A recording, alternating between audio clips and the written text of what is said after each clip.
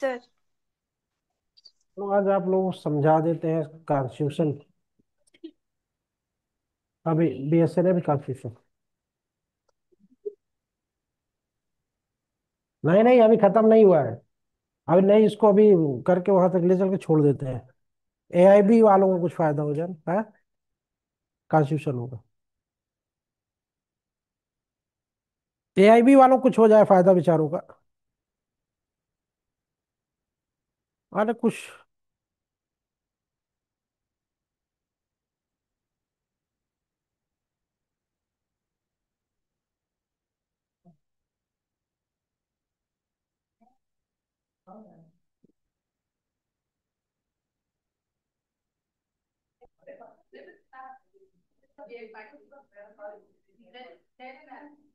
अच्छा, एक बात बताइए।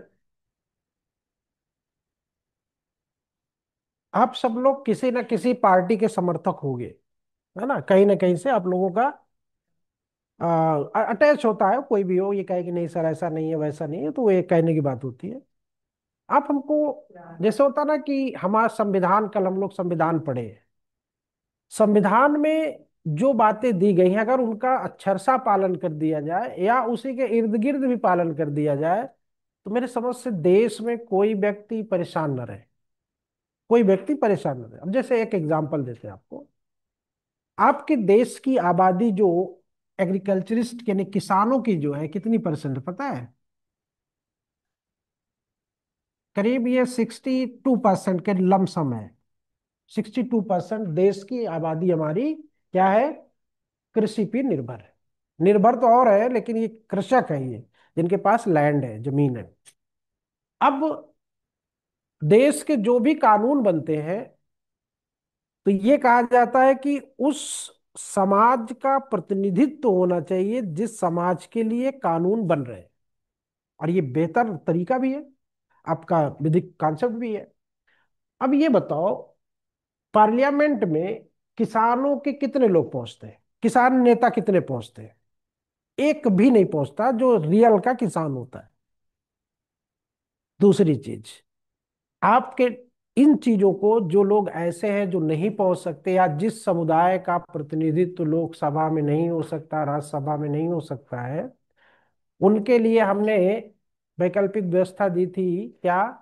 कि वो साहित्य, विज्ञान, कला, समाज सेवा इन क्षेत्रों से पहुंच सकते हैं, है ना? तो वहां पे एक गलती हुई है। वहां पे आपने साहित्य, विज्ञान, कला, समाज सेवा तो दे दिया, किसानों को नहीं दिया।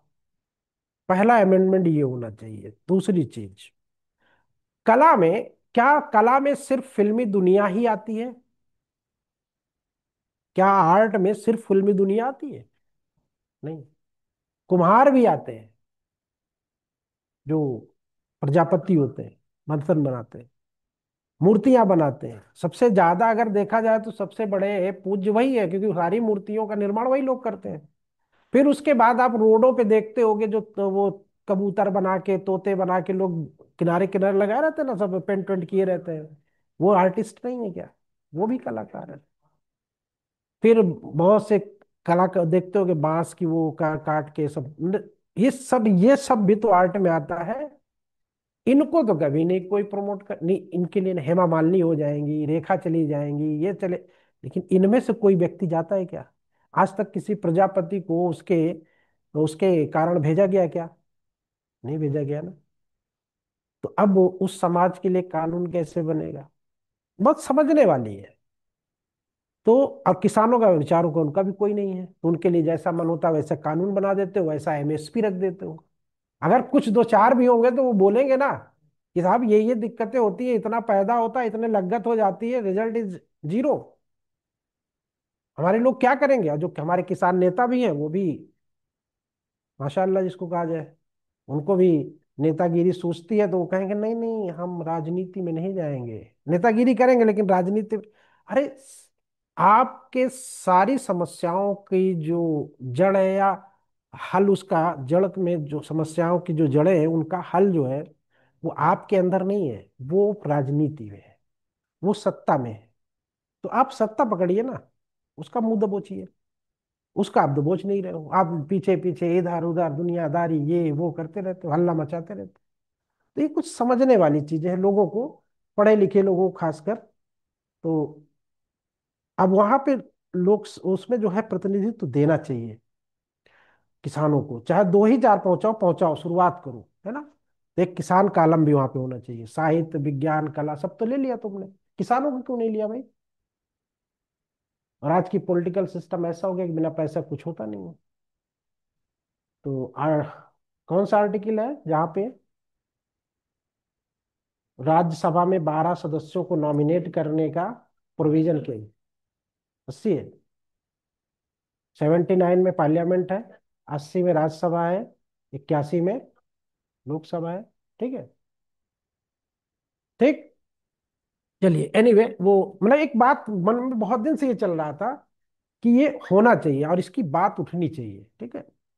तो अभी कल अब देखो नहीं मानसिकता कितनी गंदी हो गई है लोगों की। कल हमारे जिले का एसपी जो है शपथ दिला रहा था। तो एस शपथ संविधान की हुई ना कल, सभी लोग लिए हैं, हम भारत के लोग भारत को एक। तो वो उसने क्या किया, अब उसकी मानसिकता देखिए, दो शब्द काट दिया उसने, समाजवादी और पंथ निरपेक्ष। तो मैंने उसको लिखा, मैंने कहा "ये आप गलत बोल रहे हैं, शब्द पंथ निरपेक्ष और वो दोनों शब्द हटा दिए, मानसिकता है। तो ये नहीं शो होती है ना आपकी जो दिखता है। अब बाकी और जगहों में पढ़ा गया, वहां पे पूरा जैसे था वैसे पढ़ा गया, सभी लोग अपने जितने थे ना। चलिए ठीक है, तो ये चीजें होती हैं, तो आप लोगों को समझना है। हम लोग तो पढ़ ही लिए थे ना। हम लोग तो बना के लेके आए थे। तो हम लोग बनाने वाले हैं, हम लोग कल बना के दे दिए थे ना आपको। हाँ कल हम लोग बना के दे दिए, तब लेते रहे, सब लोग लिए। हाँ। हाँ। हाँ। चलिए इक्वालिटी बिफोर लॉ में दो चीजें आज आपको और समझनी है। यानी कि विधि के समक्ष समता, इसका कॉन्सेप्ट तो पता चल ही गया होगा। अ, अभी आज और क्लियर हो जाएगा। विधि के समक्ष समता और विधियों का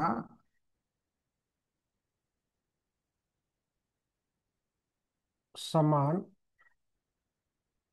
संरक्षण। Khushboo ji, right to equality and right to equal protection of law. विधि के समक्ष समता, विधि के समक्ष समान, विधि के समक्ष क्या समता है ना, विधि के समक्ष समता है। समता लिखा नहीं, कहाँ लिखा हुआ है, आप बेरक में जो वो लिख देते। हाँ।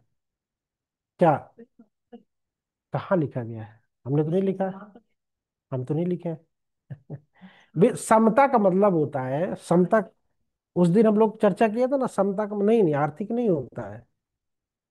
समता का मतलब होता है कि हर एक चीज को समान लेवल पे लाके छोड़ देना, इक्वल कर देना।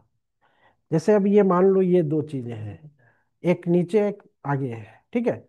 अब इसको हमें समक्ष यानी इक्वल करना है, इसको नीचे खींचेंगे किसको ऊपर ले जाएंगे बताओ। इसको नीचे नहीं करना हमको, ये जहां पे है उसको वहीं पर रहने दी, इसको ऊपर लाना है, इसको ऊपर लाना है, इसीलिए रिजर्वेशन आपका लागू किया गया, इसको खींचा नहीं गया है। इसको एज इट इज वहां पे जहां पे आप बने हो वहीं पे बने रहो। समता, समता यानी कि समता मतलब कि सब में समता होनी चाहिए, समता, इक्वालिटी, इक्वल, इक्वल। दो और दो क्या होता है, चार होता है ना, और दो और तीन पांच होता है, लेकिन तीन क्या हुआ और दो क्या हुआ, इक्वल हुए। ठीक है।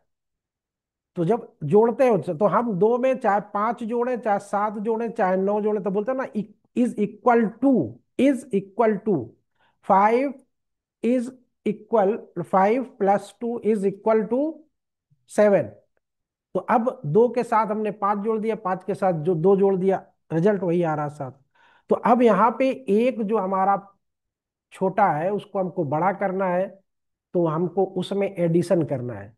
तो तभी वो समान होगा, अन्यथा वो समान नहीं होगा। तो अब यहाँ पे जो समान करना है, 5 और 2 7 हो गए, 7 तो रिजल्ट आ रहा है। लेकिन अब यहाँ पे 2 छोटा है और 5 बड़ा है, तो अब इसको हमें बराबर करना है, तो 3.5 3 करना होगा, तब जाके वो समान होगा।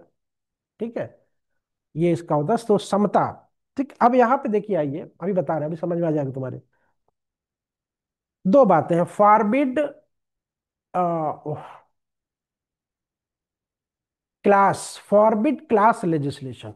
एक है फॉरबिड क्लास लेज, ये इंग्लैंड का है और ये अमेरिका का है। ठीक है, यानी ये शब्द अमेरिका से लिए गए, ये वहां से लिए गए हैं।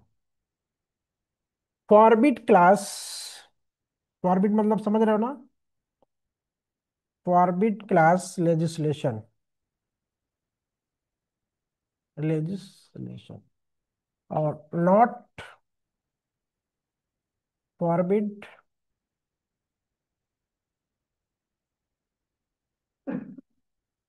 क्लासिफिकेशन। यानी ये क्लास, किसी भी चीज के किसी भी चीज में क्लास करने को मना, क्लास मतलब वर्ग, वर्ग भेद, वर्ग भेद जिसको कहते हैं ना, वर्ग विधान, वर्ग विधान करने को ये क्या करता है, रोकता है। वर्ग विधान करने को रोकता है, लेकिन कहता है वर्गीकरण कर सकते हो। क्या कर सकते हो? अब इसको मैं अभी समझा दे रहा हूं, आपको समझ लो। वर्गीकरण आप कर सकते हो, क्लास नहीं कर सकते लेकिन वर्गीकरण कर सकते हैं। अब समस्या आ जाएगी कि सर ये कौन सी बात हुई, क्लास नहीं कर सकते वर्गीकरण कर सकते हैं। कल हम लोग पढ़ रहे थे ना, सूरज एक है, जो चाहे ले ले, जो चाहे ना ले, है ना, देता तो वो सबको बराबर है ना। अब जो चाहे ले ले, जो चाहे ना ले। तो यहाँ पे जो क्लास वर्ग विधान होता है और जो वर्गीकरण होता है, कल हम लोगों ने यही पढ़ा था कि जो क्लास होता है, तो एक इलीट क्लास होता है, एक लोअर क्लास होता है, एक पॉस क्लास होता है, एक मतलब क्लास, साइकिल चलाने वालों का, रिक्शा चलाने वालों का, पैदल चलने वालों का, मजदूरों का, सब ये क्या है, ये सब क्लास है। ठीक है, विधायकों का, सांसदों का, अधिकारियों का, ये सब क्या है, क्लास है। फर्स्ट क्लास, सेकंड क्लास बोलते हो ना, ये सब क्या है, क्लास। अब इसको हमने वर्गीकरण कैसे किया, वर्गीकरण क्लासिफिकेशन कैसे है भैया, ये आईएएस है। भाई जब आप किसी का परिचय कराते हो, कैसे कराते हो, क्लासिफिकेशन करते हो ना, ये इंजीनियर है, ये डॉक्टर है, ये आईएएस है, ये आर्किटेक्ट है, ये सीए है। वर्गीकरण करते हो कि नहीं करते हो? है तो सब मानो ही ना। लेकिन सबका आपने क्या किया, क्लासिफिकेशन कर दिया। क्यों कर दिया? क्योंकि है वो उस क्लास में, इसलिए उनका क्लासिफिकेशन हुआ। वर्गीकरण तो हमने कर दिया। अब वर्गीकरण करने के लिए दो बातें होती है, क्लासिफिकेशन करने के लिए दो बातें। वो दो बातें कौन सी होती है? अगर उस आधार पे नहीं है तो आपका क्लासिफिकेशन सही नहीं होगा। तो वो जो दो क्लास है वो है, the classification must be found are intelligible differentia. यानी कि इंटेलिजिबल डिफरेंशिया जो होती है वो होता है आपका बोधगम अंतरक पर। अभी समझिए, अभी शब्द समझिएगा, अभी इसका फिर प्रैक्टिकल उसमें जब बताएंगे तब बहुत अच्छे समझ। वर्गीकरण एक बोधगम अंतरक, अंतरक मतलब डिफरेंस, अंतरक पर आधारित होना चाहिए। दूसरा कहता है कि अंतरक और उस उद्देश्य में तर्कसंगत संबंध हो, यानी कि the differentia must have a relation to the object. हाँ, rational, rational relation of the object. अब देखिए, अब समझिएगा, नहीं दो बातें कही कि जो क्लासिफिकेशन होना चाहिए वो कहां पे होना चाहिए, कैसा होना चाहिए, इंटेलिजिबल डिफरेंशिया पे होना चाहिए, बोधगम अंतरक पर। और दूसरा differentia must have relation to the object, यानी कि अंतरक और उसका उद्देश्य में तर्क संगत क्या होना चाहिए, संबंध होना चाहिए। ठीक, अब ये हमें मना करता है कि नो, वर्ग विधान नहीं होगा। अब आइए, अब एक उदाहरण लेते हैं, अब समझिएगा, दोनों का अर्थ समझिएगा, तो ये भी समझ में आएगा, ये भी समझ में आ जाएगा, सारी चीज समझ में आ जाएगी। अब देखिए, सेना, अपने देश में सेना है ना, थल सेना, वायु सेना, नौसेना, सभी सेना है। अब सेना एक, देश एक, फैसिलिटी अलग अलग।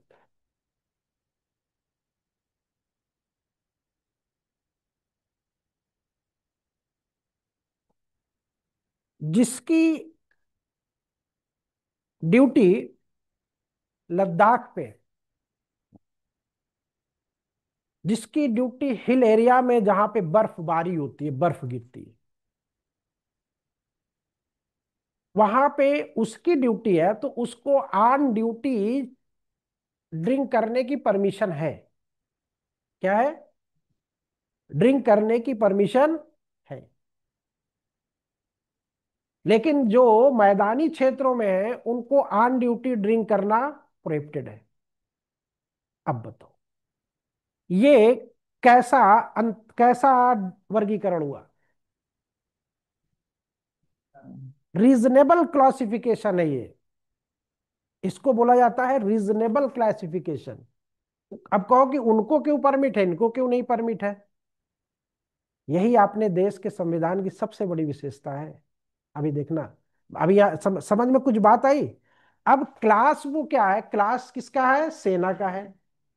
वर्गीकरण इनका हो रहा है, हिल वाले में से हो रहा है, मैदानी वालों में से हो रहा है।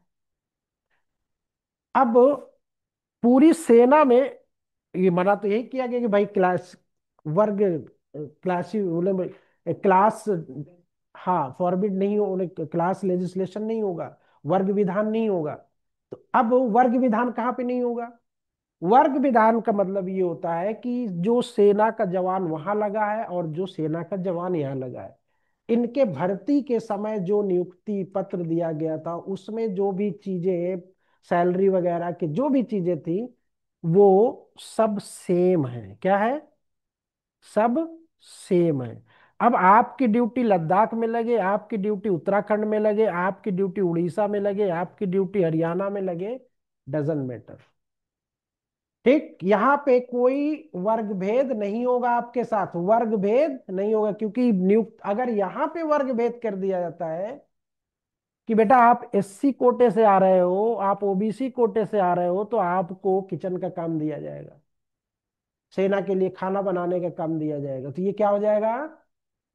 वर्ग भेद हो जाएगा। तो इस वर्ग भेद को मना करता है, वर्ग भेद हम नहीं करेंगे, क्लासिफिकेशन कर देंगे। क्लासिफिकेशन हमने कर दिया, इसी का बंदा लद्दाख पे जा रहा है, इसी का बंदा इलाहाबाद तेलियरगंज में उसकी ड्यूटी है, तो उसको ऑन ड्यूटी शराब पीने का और इसको शराब पीने का नहीं है। तो ये वर्गीकरण कैसा है? रीजनेबल क्लासिफिकेशन है कि नहीं है? उतने ठंड में कोई ऐसे नहीं रह सकता। ठीक है, बात समझ गए नहीं समझ गए? अब वो होता है प्रमोशन पे, अलग अलग चीजें परिस्थितियों पे डिपेंड करता है। नहीं नहीं, यहाँ पे सेम रैंक पे वो प्रमोशन पे होगा, अन्यथा नहीं होगा। हाँ? तो वो अलाउंसेस होते हैं, ठीक है ना, सैलरी नहीं होती है वो, सैलरी नहीं होती है वो। अब जैसे वो रिवर्स फिर आ जाएगा, तो फिर वही पोजीशन पहुंच जाएगा। तो जैसे, जैसे मान लो हम पुलिस में, आप पुलिस, सब लोग पुलिस में हो, और ड्यूटी लग गई चुनाव में, तो उसमें सबको बराबर दिया जाएगा, किसी को कम ज्यादा अलाउंसेस नहीं दिए जाएंगे। ठीक है, फिर अगर मान लो आपका दूर है, तो आपका यात्रा भत्ता बढ़ा दिया जाएगा, क्योंकि आप दूर जा रहे हो ना। तो वो होता, तो वहां पे भी आप देखिए, ये क्या वर्गीकरण गलत है क्या? आप सोचिए, गलत है क्या? नहीं ना, सही है। अब जैसे मान लो इतने लोग हो, ठीक। अब इसी में समझ लो, आप लोगों ने अभी क्या किया था, अभी नया साल भी मनाओगे हो सकता है, संभावना है। 5 सितंबर भी मनाया आप लोगों ने, मनाया कि नहीं मनाया? टीचर्स डे मनाया, चंदा किया उसमें, चंदा किया। चंदा करने के बाद केक लाए। अब उसमें हो सकता है किसी ने ज्यादा कंट्रीब्यूशन कर दिया हो, 200 रुपया दे दिया हो, किसी ने 100 रुपया दिया हो, किसी ने 50 रुपया दिया हो। तो वो तो अपनी अपनी क्षमता के अनुसार आप लोगों ने कंट्रीब्यूशन किया। अब ये बताओ कि जब केक कटेगा, तो अगर तरीका तो यही है कि 100 रुपया वाले को उस हिसाब से, 200 वाले को उस हिसाब से, 50 वाले को उस हिसाब से। लेकिन वहां पे ऐसा, ये क्लास, हाँ, ये क्लास वो वर्ग में भेद हो जाएगा। ठीक है, तो वर्ग भेद नहीं किया वहां पे, सबको समान कर दिया गया, सबको वहां पे समान कर दिया गया। बात समझ में आई कि नहीं आई? चलो अच्छा, नहीं समझ में आ रही, दूसरा एग्जाम्पल ले लो। पंचायत राज अधिनियम पढ़ा है ना? पढ़ा है कि नहीं पढ़ा? जो लोग पढ़े होंगे, पुराने होंगे, पढ़े होंगे। उत्तराखंड भी गए होंगे आप लोग। तो उसमें एक प्रधान जी की नियुक्ति, एक प्रधान जी को चुनने के लिए कितनी जनसंख्या की जरूरत होती है? 1,000। 1,000 की जनसंख्या पे एक ग्राम प्रधान बनेगा। ठीक। अब यहां पे फिर देखिएगा, अगर हम ये चीज एक ही जिले में सेम परिस्थितियों में कम ज्यादा कर दें, देखें कि यहाँ पे एससी हो रही तो यहाँ पे कहते हैं 2,000 पे होगा, वहां पे ओबीसी सीट हो रही तो कह रहे हैं यहाँ पे 1,500 पे होगा, वहां पे जनरल कहेंगे यहाँ पे 500 पे होगा। ये क्या हो जाएगा? ये क्लास वर्ग विधान हो जाएगा, वर्ग भेद हो जाएगा ये। ठीक। अब हमने कहा कि नहीं, 1,000 पे सम। अब यही चीज अगर हम, यही कानून जो 73वां संविधान संशोधन आपका है, इसको हम पूरे भारत में लागू करेंगे। कुछ जगहों पे नहीं लागू है अभी भी। तो अब पूरे भारत में लागू करेंगे तो क्या 1,000 की जनसंख्या पे उत्तर प्रदेश में प्रधान बनता है, तो क्या 1,000 पे उत्तराखंड में भी प्रधान बनेगा? भाई 73वां संविधान संशोधन है, पार्लियामेंट ने पारित किया है, तो फिर उसने आपको अधिकार दे दिया है कि आप अपने स्टेट के अकॉर्डिंग कर सकते हो। उसने आपको अथॉरिटी दिया है। तो अब ये बताओ कि क्या, अगर उत्तराखंड सरकार ये करे कि नहीं, हाँ, उसने बिल पारित कर दिया कि नहीं, हम 500 पे अपने राज्य में ग्राम प्रधानों को, 500 की जनसंख्या पे एक ग्राम प्रधान बनाएंगे। अब कोई बंदा उत्तर प्रदेश वाला लेके रिट चला गया, आर्टिकल 14 का वायलेशन है सर, वहां का प्रधान 500 पे बन जा रहा, हमारा 1,000 पे बन रहा है, हमको 10 गांव घूमना पड़ता है, उनको 20 गांव घूमना पड़ता है, तो वो भी तो कह सकते कि नहीं कह सकते? क्यों ऐसा? अब ये फिर सुप्रीम कोर्ट देखेगा और बोलेगा कि क्या ये क्लासिफिकेशन जो है रीजनेबल है या नहीं है। बात समझ में नहीं आई होगी अभी। किसको किसको नहीं आई समझ में? भाई, भारत के गांव में, एक ही गांव में 1,000 लोग मिल जाएंगे। उत्तराखंड में पहले तो एक गांव बसता नहीं है, 2-4 घर से ज्यादा कहीं मिलते नहीं, तो 2-4 घर इधर है, 2-4 घर उधर है, 2-4 घर उधर। ढूंढते 1,000 लोगों को ढूंढने के लिए 25-30 किलोमीटर आपको घूमना पड़ेगा। और उत्तर प्रदेश में 2 किलोमीटर में मिल जाएंगे 2-4 हजार लोग, मिल जाएंगे नहीं मिल जाएंगे? तो अब अगर उत्तराखंड के लिए अगर मान लो उसी में हमने क्लॉज लगा दिया कि उत्तराखंड के लिए ये लागू नहीं होगा कि 1,000 पे एक प्रधान हो, तो ये रीजनेबल क्लासिफिकेशन हुआ कि नहीं हुआ? रीजनेबल क्लासिफिकेशन है कि नहीं है? बोलो सचिन, तुमको समझ में नहीं आ रहा? नहीं, नहीं आ रहा है? चलो अच्छा, नहीं आ रहा तो तुम्हारे हित की बात करते हैं। मध्य प्रदेश गए कभी? नहीं गए? मध्य प्रदेश में जो आदिवासी समुदाय के लोग होते हैं, उनको 150 ग्राम तक देसी दारू अपने साथ लेके चलने की अनुमति होती बाकी किसी को नहीं होती। अब बताओ। अब उत्तर प्रदेश वाला कैसा, अब ये तो बहुत गलत बात है। 150 ग्राम में तो मजे आ जाएंगे पूरा। बहुत होता है 150 ग्राम। नहीं, यहाँ एक घूंट मिल जाए तो मजा आ जाती है, तो 150 ग्राम क्यों? कितनी बार पियो? सब झूठ बोलते हैं। कभी दौर चला है ना? कैसा लगता है?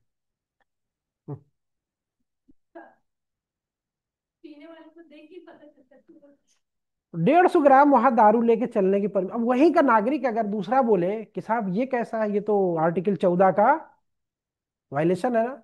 आर्टिकल 14 का क्या है? वायलेशन है। तो लेके पहुंच गया कोर्ट वो, साहब ये कैसे, इनको 150 ग्राम परमिट किए हैं। तो वो उनकी धार्मिक आस्था के अनुसार, यानी उनको अपने देवता को देसी शराब ही चढ़ानी है। विदेशी नहीं लेते, वो देवता भी बड़े स्मार्ट हो गए हैं वहां के। वो भी देसी नहीं, वो इंग्लिश नहीं पीते हैं, उनको देसी ही चाहिए। हाँ, वो जानते हैं ना, विशुद्ध हो जाएंगे तब वो अशुद्ध हो जाएंगे। विशुद्ध तो विशुद्ध, तो उनको विशुद्ध दारू चाहिए। तो महुए की निकाली हुई बिल्कुल देसी प्योर। तो अब देखो यहाँ पे जो कानून आबकारी अधिनियम में जो डिफरेंस किया गया है, वो रिजनेबल है कि नहीं है? अगर नहीं दिया जाता तो उनके वर्शिप के फंडामेंटल राइट का क्या होता? वायलेशन हो जाता। और अगर फंडामेंटल राइट का वायलेशन होता तो आर्टिकल 14, शांत रहो, आर्टिकल 14 क्या होता? आने वाले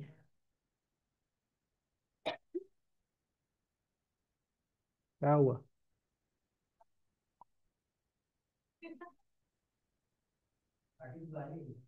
तो बात समझ में आई कि नहीं आई?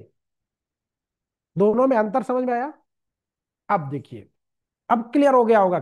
विधि, अब यहाँ पे ये जो विधि के समक्ष समता और विधि के समान संरक्षण, विधि के समक्ष समता और विधियों का समान संरक्षण, तो ये पॉजिटिव क्यों हो रहा है, ये निगेटिव क्यों हो रहा है? सबको नहीं। हाँ, वो अपने अपने क्लास में समानता लाता है, अपने वर्गीकरण में समानता रखता है, तो इसलिए ये पॉजिटिव है। अब ये हाँ, किसी को यहाँ पे स्पेशल प्रिविलेज नहीं मिलेगी। अब आपको लेना है तो आप आइए, आपको लेना है तो आप आगे आइए, खुलिए, मना नहीं किया गया आपको। ठीक है, आप भी आदिवासी धर्म ग्रहण कर लीजिए, आपको भी मिलेगा, कोई दिक्कत नहीं है, मना नहीं करता आपको, तो आप आइए आगे। ये बात क्लियर हो गई, आगे बढ़े। तो इंटेलिजिबल डिफरेंशिया आपको याद रहना चाहिए। क्लासिफिकेशन, अब देखो जैसे होता है ना कि आर्टिकल 14 जो है, अगर कोई एक बंदा है, एक एक बंदा है, तो उसका भी वर्गीकरण हो सकता है। यानी कि अगर किसी एक व्यक्ति के लिए भी हमें फंडामेंटल राइट को लागू करना है, तो उसके लिए भी हम वर्गीकरण कर सकते हैं। एक व्यक्ति के लिए, जैसे मान लो थोड़ी देर के लिए कि पूरे समाज में सब लोग तो करीब करीब मैक्सिमम स्वस्थ है ना। विकलांगों की श्रेणी कितनी है? 4% के लमसम में, 3-4%। उसमें भी फिर कई तरह के विकलांग होते हैं, करीब 17 या 18 तरीके दिए गए हैं। तो उसमें ब्लाइंड जो होते हैं वो 1% से भी कम होते हैं। अब पता चला किसी गांव में अगर ऐसा कोई व्यक्ति है, या पूरे जिले में एक दो लोग हैं, तो ये कह के निग्लेक्ट कर दिया जाएगा, अरे दो ही लोग तो हैं यार, क्या मतलब है यहाँ पे ये व्यवस्था करने से? कौन सी लिपि से पढ़ाया जाता है? Louis Braille. लुई ब्रेल लिपि ना। अब अगर उनके लिए स्कूल खोलना हो, खोलना ही पड़ेगा, फंडामेंटल राइट है उनका। अब कहो यार दो ही लोग तो हैं, क्या मतलब दो लोगों के लिए स्कूल खोल के? तो ये उनके फंडामेंटल राइट का वायलेशन है। तो अब वो भी एक वर्ग है, वो क्या है, वो भी एक क्लास है। अब उनमें, उन क्लास में जितने भी उस लेवल के हैं सबको एडमिट किया जाए। अब इन्हें कहे कि नहीं नहीं नहीं, आप ये वाले अंधे हो, आप वो वाले अंधे हो, नहीं। आप इस टाइप वाले हो, आप उस टाइप वाले हो, नहीं। आप अंधे हो, ब्लाइंड हो, मोतियाबिंद से हो, चाहे जैसे हो, आप ब्लाइंड हो, आपको नहीं दिख रहा है, आप आइए। तो वो वर्गीकरण जो होगा वो रीजनेबल होगा।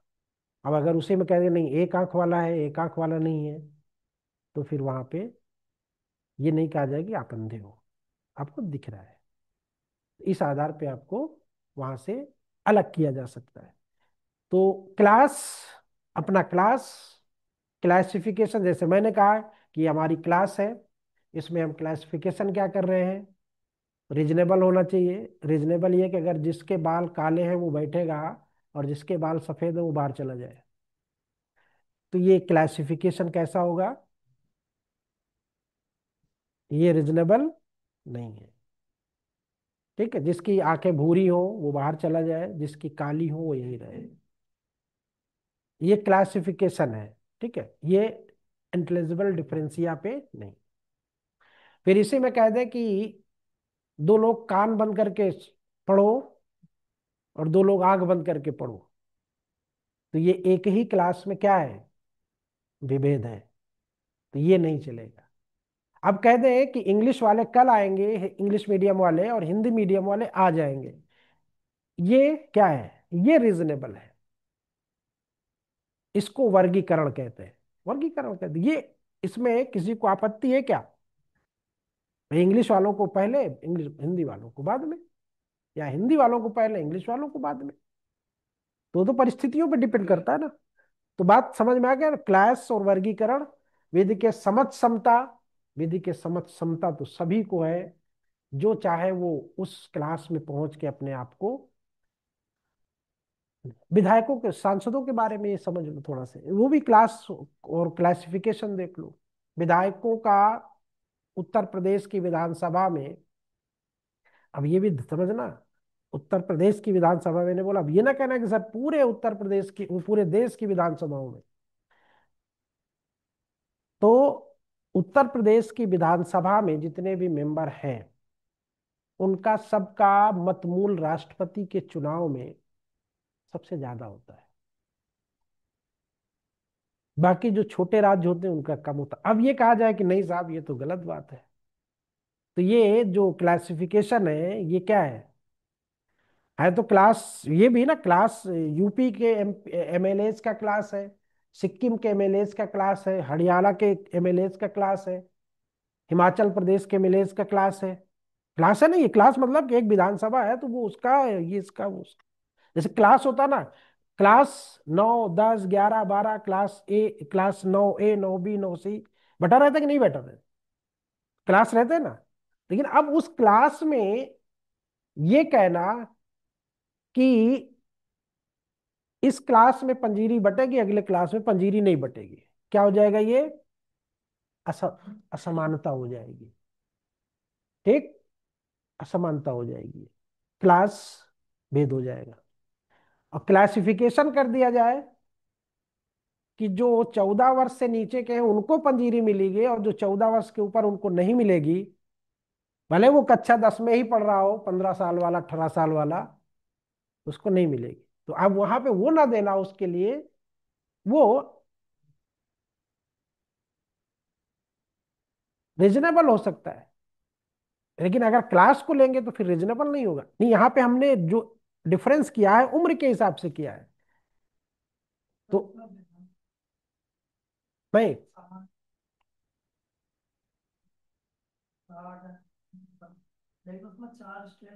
अब वो 40 है उसमें ना, 40 है। नहीं वो नहीं, बात वो नहीं मैं कह रहा, बात वो अलग अलग, वो तो अभी जब पढ़ेंगे हम लोग आएंगे उसमें, बात वो नहीं। बात ये है कि जैसे यहाँ पे हमारे 403 एमएलएज हैं, ठीक, 20 करोड़ जनसंख्या है। तो 20 करोड़ जनसंख्या के हिसाब से जब हम लोग राष्ट्रपति चुनाव में उसका मतमूल निकालते हैं तो 207 या 8 जाती है, और बाकी अदर स्टेट का किसी का 14, किसी का 15, किसी का 16, किसी का 18। तो इस हिसाब से जाता है। तो कहने का मतलब ये है कि अब वो सब विधायक है कि सबका 209 मतमूल मान लिया जाए तो वो गलत हो जाएगा, क्योंकि ये रिफ्लेक्शन जो होता है वो प्रदेश की जनसंख्या का रिफ्लेक्शन होता है वहां पे राष्ट्रपति के चुनाव में। वो अभी जब पढ़ाएंगे तो उसमें बताएंगे, तो ठीक है वो एनीवे। तो यहाँ पे मेरे कहने का मतलब अब उत्तर प्रदेश के विधायकों में 403 विधायकों में से 80 अगर किसी विधायक को या किन्हीं विधायकों को या किन्हीं पार्टी के विधायकों को सैलरी में कटौती कर दी जाए, कि समाजवादी पार्टी के जो विधायक हैं उनको बीजेपी के विधायकों से 10,000 रुपया कम सैलरी मिलेगी, तो ये क्या होगा? क्लास भेद होगा या क्लासिफिकेशन भेद होगा? ये क्लास भेद है। तो ये क्लास भेद को जब आर्टिकल 14 मना करता है, ठीक, बात समझ में आ गई कि नहीं आ गई? अब उसी विधानसभा से निकले हुए एक्स विधायकों को और वर्तमान विधायकों को जो भत्ता मिलता है वो भाई वर्तमान वाले को ज्यादा मिलेगा, एक्स वाले को कम मिलेगा। तो अब ये एक्स वाला कहे कि एमएलए तो हम भी हैं, रह चुके हैं, तो आप रह चुके हो ना, हो नहीं। तो ये अंतर होता है। ठीक, तो वर्ग भेद और वर्गीकरण समझ में आ गया कि नहीं आ गया? हम्म। हम्म। डिफरेंसिया, बोधगम जिसको बोलते हैं, नहीं डिफरेंस, वो डिफरेंसिया है। अब अगर नहीं समझ में आ रहा है तो आज जाना और अपनी स्टडी को स्टडी को लेके सोचना कि आप बीएनएस कितनी देर पढ़ते हो, बीएसए कितनी देर पढ़ते हो, पुलिस एक्ट कितनी देर पढ़ते हो। वर्गीकरण करना, तो पढ़ना तो सभी है ना आप। अब उसमें आप वर्ग भेद क्या करते हो? उसमें भी आप वर्ग भेद कर देते हो। वर्ग भेद क्या करते हो? अरे पुलिस एक्ट है, छोटे से तो पढ़ लेंगे, छोटे से तो पढ़ लेंगे। वर्ग भेद हुआ कि नहीं हुआ? क्योंकि पढ़ना तो पांचों को है ना, पांचों नंबर दे रहे हैं ना, कोई ऐसा तो नहीं नंबर नहीं दे रहा। तो वर्ग भेद क्लियर हो गया होगा मेरे समझ से, अब इतने उदाहरण के बाद तो क्लियर ही हो गया होगा। तो एक समूह में रह रहे लोगों के साथ हम अंतर नहीं कर सकते, सीधी भाषा में एक समूह में रह रहे लोगों के साथ हम अंतर नहीं कर सकते। लेकिन अगर वो वर्गीकरण में है तो वर्गीकरण में उनके साथ एक क्लास ये एक क्लास वो, तो इसमें भेद हो सकता है। इस क्लास को ज्यादा सुविधाएं होंगी, उस क्लास को कम होगी। ट्रेन में जाते हो वहां पे भी देख सकते हो। अब ये कहो कि सब आदमी बोले कि यार सबको एसी में जाना चाहिए, तो गलत बात है, आर्टिकल 14 का वायलेशन है। कह सकते कि नहीं? आर्टिकल 14 का वायलेशन है कि नहीं? तो ये नहीं होता। ठीक है, चलिए। अब इसमें एक बात और आती है आर्टिकल 14 में, कि जो equal pay for equal work, समान कार्य के लिए समान वेतन। अब क्या समान कार्य के लिए समान वेतन दे दिया जाए? ये फंडामेंटल राइट है या फंडामेंटल राइट नहीं है?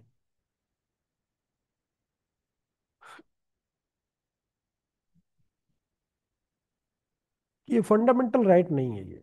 ये आपका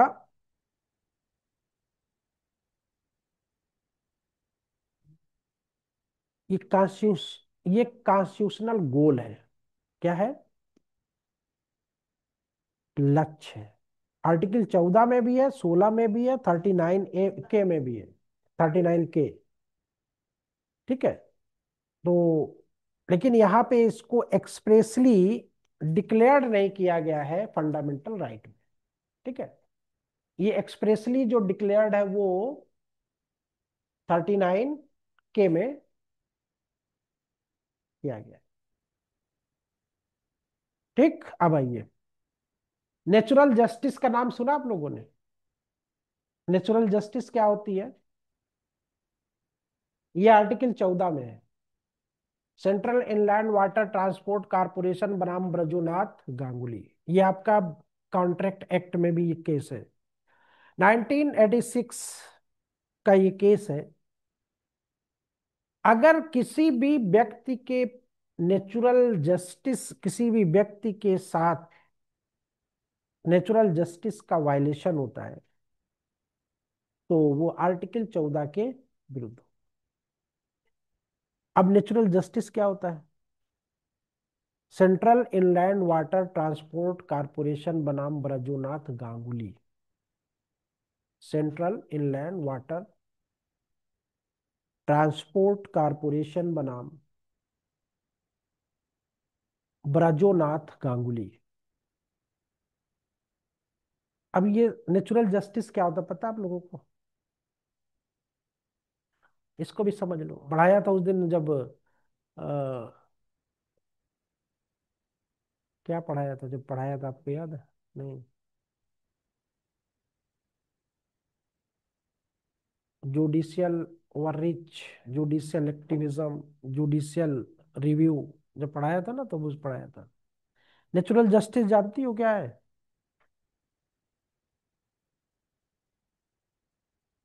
आपको मारा जाए और रोने भी ना दिया जाए।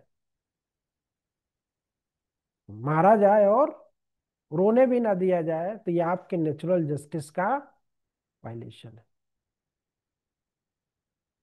बात समझे कि नहीं समझे?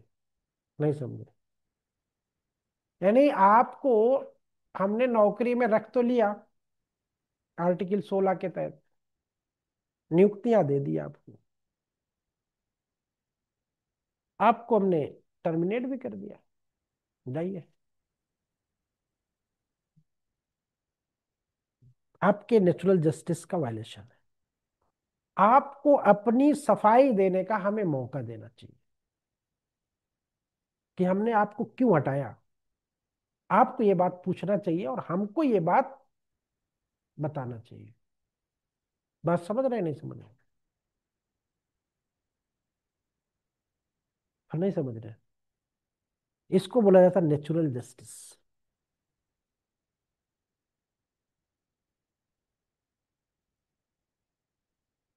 इंसान की, मनुष्य की ड्यूटी अगर हमने 8 घंटे निर्धारित की है तो 8 घंटे हमने क्या दिन में निर्धारित किए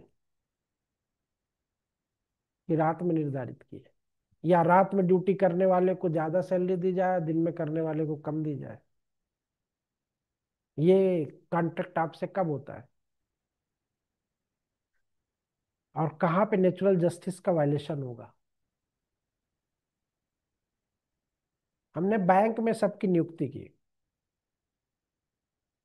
हमने पुलिस में सबकी नियुक्ति की, सैलरी दोनों की बराबर है। पुलिस वालों को नियुक्ति के समय बता दिया गया बेटा 24 आवर ड्यूटी है। कोई 24 आवर ड्यूटी कर सकता है क्या? 24 आवर ड्यूटी का मतलब ये है कि आपका जो अवेलेबिलिटी है वो 24 आवर है।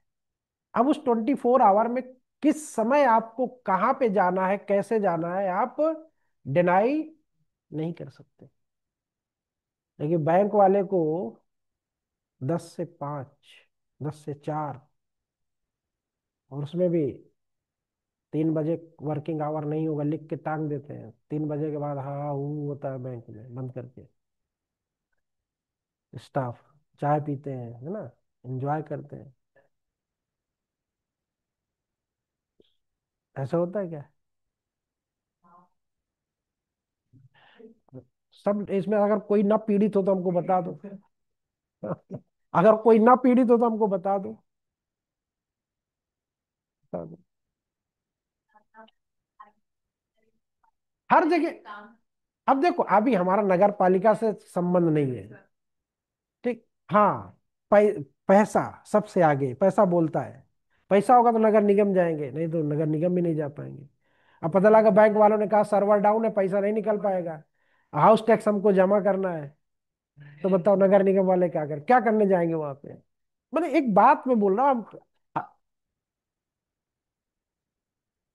ज्यादातर है, एक दो लोग होते हैं।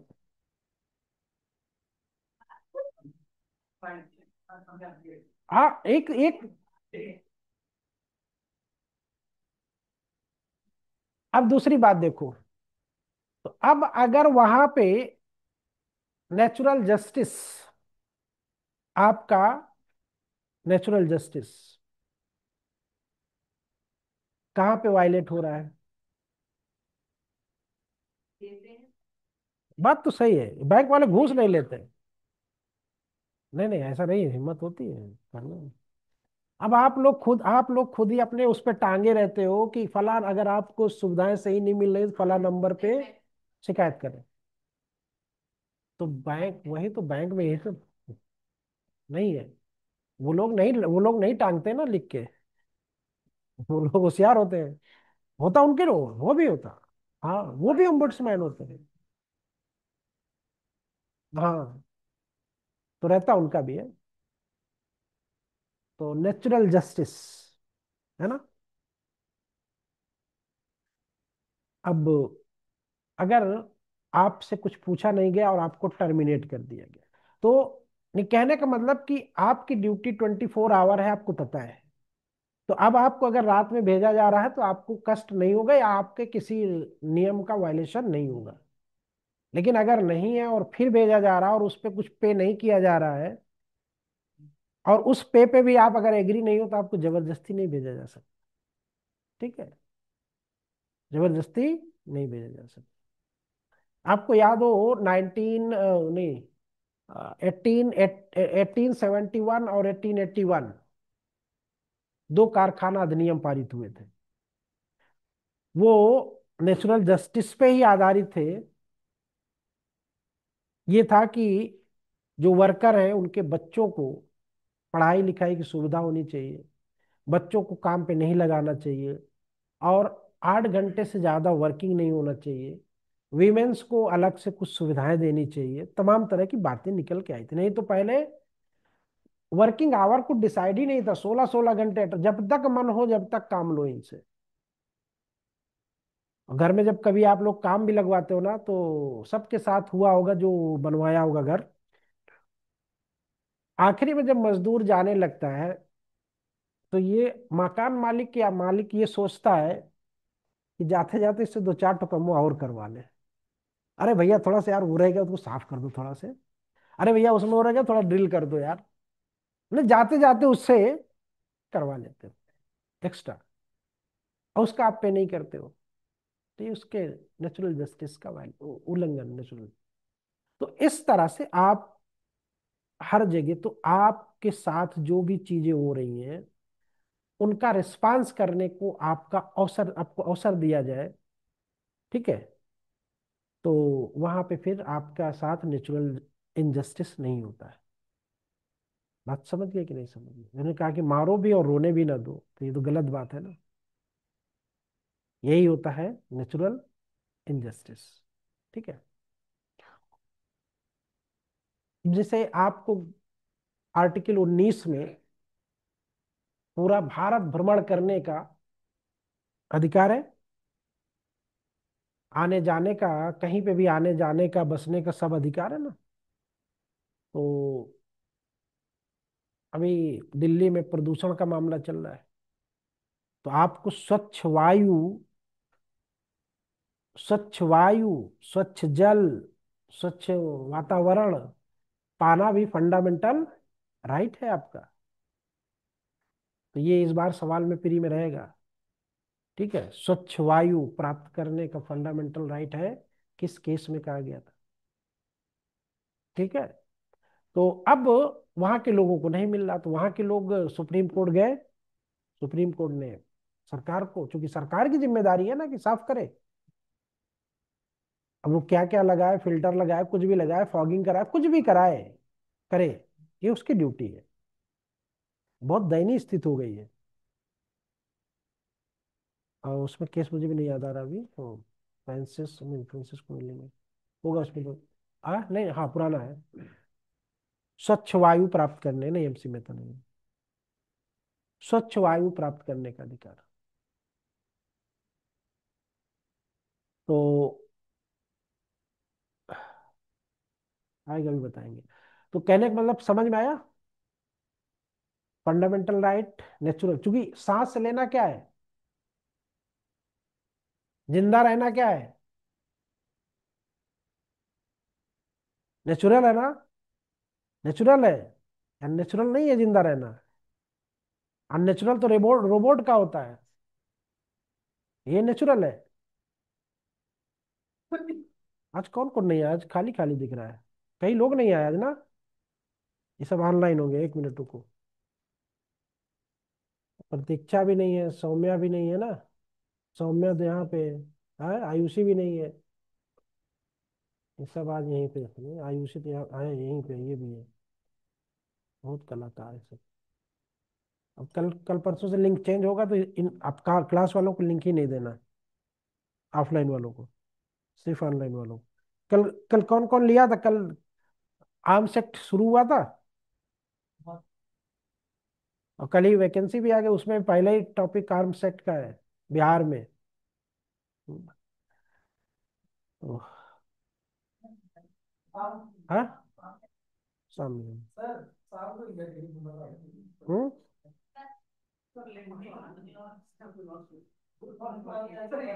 क्या हुआ। हाँ बरेली से भी।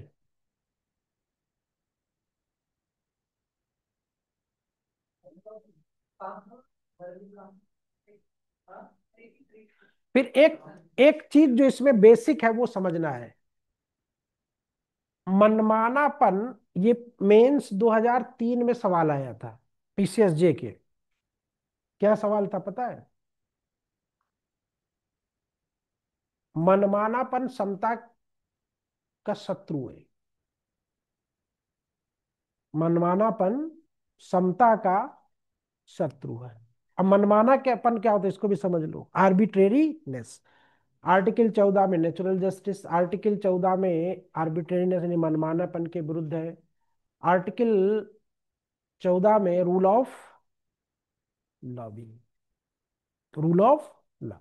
अब इसको भी समझा देते तो आपको यहाँ पे खत्म हो जाएगा।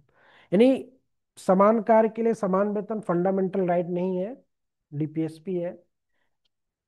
और एक व्यक्ति के लिए भी हमारा संविधान क्लासिफिकेशन कर सकता है। ठीक है, एक व्यक्ति के लिए भी, एक व्यक्ति के लिए। अगर किसी व्यक्ति का वोट अगर बहुत इंटीरियर में हो और एक ही व्यक्ति हो खाली वोट देने वाला, तो हमारी ड्यूटी है कॉन्स्टिट्यूशनल राइट कि हम उस व्यक्ति का वोट लेने जाएं। ये है हमारा संविधान, ये है हमारा आर्टिकल 14। लेकिन करता कौन है। तो मैं आप लोगों के यहाँ पे आर्बिट्रेरीनेस समझा दे रहा हूं, तो इससे आपको बहुत सी चीजें क्लियर हो जाएंगी। जो आर्बिट्रेरीनेस होता है, मनमानापन जिसको कहते हो। अब अपने प्रैक्टिकल लाइफ में पहले देखो, प्रैक्टिकल लाइफ में अपने पहले देखो।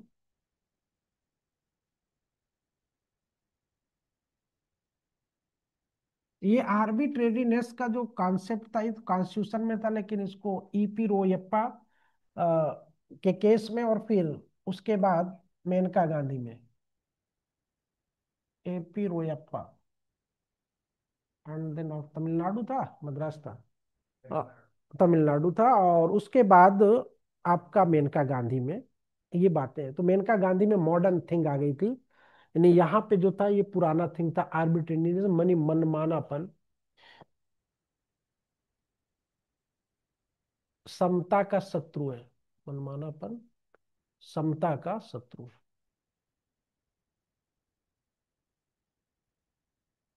समता का शत्रु है। ठीक है, ये मनमानापन समता का क्या है, शत्रु है, एनिमी। कैसे, कैसे, कैसे समानता का इक्वलिटी क्या कैसे। आप ही के उसमें मैं उदाहरण दे दे रहा हूँ। ठीक है, हंसिएगा मत। एक घर है, इसमें ये मेहमानों की लॉबी है, गेस्ट की। ठीक है, कंबाइंड फैमिली है। ठीक। नियम है कि घर में कोई भी मेहमान आए तो वो पूरे घर का मेहमान है, पूरे घर का मेहमान है। बहुएं आई दो, एक इस, एक इस, दो बहुएं आई। नियम क्या है? अब चाहे यहाँ पे आने वाला मेहमान इस घर का मेहमान है। ठीक है, बात समझ आ गई कि नहीं आ गई? अब जो भी जैसा हो इक्वल ट्रीटमेंट होना चाहिए। ठीक है। अब क्या हुआ, तो यहां तक जब तक रहेगा तो कोई दिक्कत नहीं आएगी। इनके मायके वाले आ गए, इनके मायके वाले आ गए। अब उनके साथ स्पेशल व्यवहार हो गया, और इनके भी मायके वाले ये बेचारी जैसे नियमबद्ध तरीके से, बात समझ रहे कि नहीं समझ रहे दोनों बात? यानी जो घर के नियम कानून है उसके अकॉर्डिंग बी वाली ने अपने मायके वालों के साथ बिहेव किया। इन्होंने क्या किया कि नहीं, स्पेशल ट्रीट दिया। मनमाना हुआ कि नहीं हुआ? मनमानापन हुआ कि नहीं हुआ? क्योंकि नियम क्या है, सबको इक्वल होना चाहिए, इक्वल ट्रीटमेंट होना चाहिए। अब यहाँ पे अगर इन्होंने स्पेशली ट्रीटमेंट दे दिया तो ये मनमानापन हुआ कि नहीं हुआ? और जब मनमानापन होगा तो दुश्मन किसका होगा? समता का। समता क्या है? सब लोगों को यहाँ पे रहना चाहिए। नहीं आया समझ में?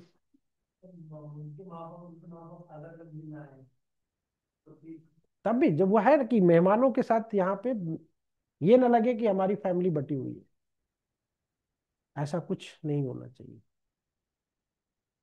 ठीक।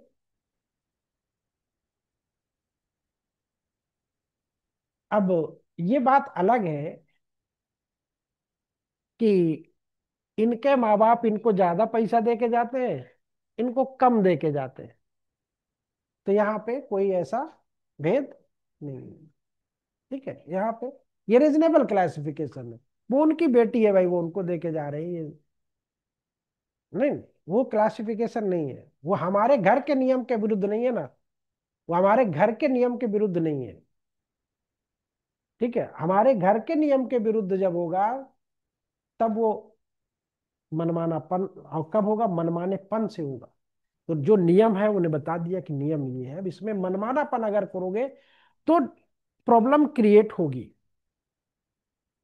कहीं पे भी। अब आप ये तो देख लिया उदाहरण, अब अपने लाइफ में, अपने लाइफ में देख लो, जहां पे आप मनमानापन करते हो, जहां कहीं पे भी,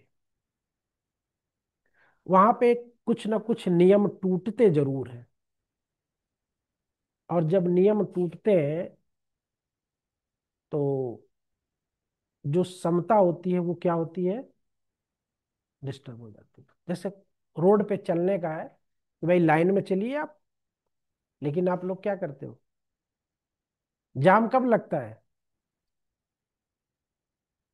जब दाहिने बाएं से लोग घुसने की कोशिश करते हैं, अब वो ऐसे मोड़ दिया, अब इधर वाला रुक गया।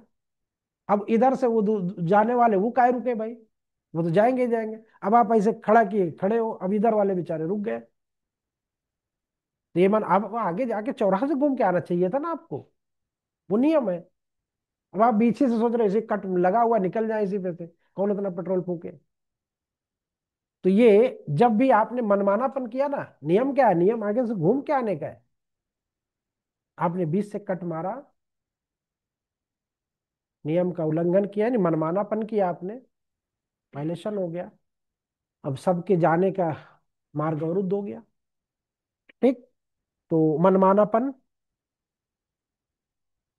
इसमें जो पारंपरिक, जो ट्रेडिशनल कॉन्सेप्ट है इसका, वो ये है कि जो रीजनेबल क्लासिफिकेशन पर हो उसे अस्वीकार कर दिया गया और एक नई समता की संकल्पना ली गई।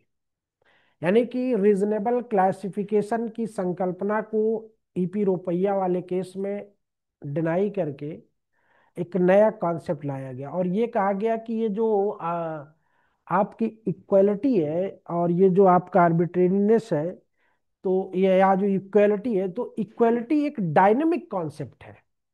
इक्वलिटी क्या है? ये डायनेमिक कॉन्सेप्ट समझ रहे हो ना? एक गतिशील संकल्पना है, और है भी। कि जैसे मान लो कुछ दिन पहले तक आप लोगों के सबके हाथ में छोटा वाला मोबाइल रहता था, ठीक है? तो अब सबके पास है, तो आप लोग बोलो सबके पास मोबाइल है, तो अब वहां पे समता है। अब आज अगर एंड्रॉयड नहीं है किसी के पास और छोटा वाला है, तो क्या हो जाएगा वहां पे? असमता हो जाएगी। तो वो अपना पर्सनल है, लेकिन अगर मान लो थोड़ी देर के लिए, अभी अखिलेश जी ने लैपटॉप बांटा था, योगी जी ने टैब बांटा था, है ना, टैब बांटा था, मोबाइल बांटा था। तो अब वहां पे अगर डिस्क्रिमिनेशन कर दिया जाता, कुछ सस्ते वाले रख लो, कुछ महंगे वाले रख लो, कुछ और महंगे वाले रख लो, अपने मंत्री विधायक के लोगों को एप्पल दे दो और फिर उनके वालों को नीचे दे दो, ये अगर होता तो ये आर्बिट्रेरीनेस, मनमानापन होता, और मनमानापन होता तो इक्वालिटी के क्या होता? अगेंस्ट जाता कि नहीं जाता? क्यों? क्योंकि पूरे छात्र जो है वो तो हाई स्कूल पास करने वालों को, इंटर वालों को किसको दिया गया था? इंटर पास वालों को। तो अब इंटर पास वाला कहीं का भी हो, इंटर पास वाला कहीं का भी हो, किसी का भी बेटा हो, तो उसके साथ अगर स्पेशल टैग लगा दोगे तो मनमानापन होगा कि नहीं होगा? कि भाई ये मंत्री जी के बेटे हाई स्कूल इंटर पास किए हैं, तो इनको एप्पल का मोबाइल दिया जाए। बात समझ रहे कि नहीं समझ रहे? तो ये क्या हो जाएगा? ये मनमानापन हो जाएगा। और मनमानापन होगा तो बनी सी बात है कि समता का वायलेशन, इक्वलिटी का वायलेशन। ठीक। तो इसमें कई केस थे। एक तो ये ईपी रोयप्पा था, आरडी शेट्टी था, और एक अजय हाशिया का था। ठीक। प्राकृतिक न्याय के सिद्धांत वाला लिख ही लिए होगे, है ना? समान कार्य के लिए समान वेतन में रणधीर सिंह बनाम भारत संघ का था। और